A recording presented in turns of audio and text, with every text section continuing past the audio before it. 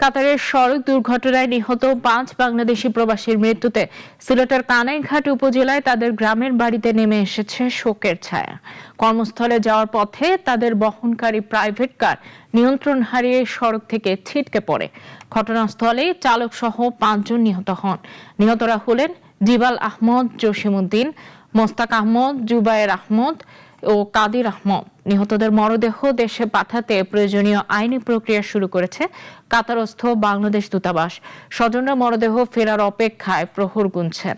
এই পরিবারটা নিয়ে এই অসহায় বাচ্চাগুলা কিভাবে চলবে, কিভাবে কি করবে, একমাত্র রব্বুল আলামিনের দরবারে ছেড়ে দিলাম।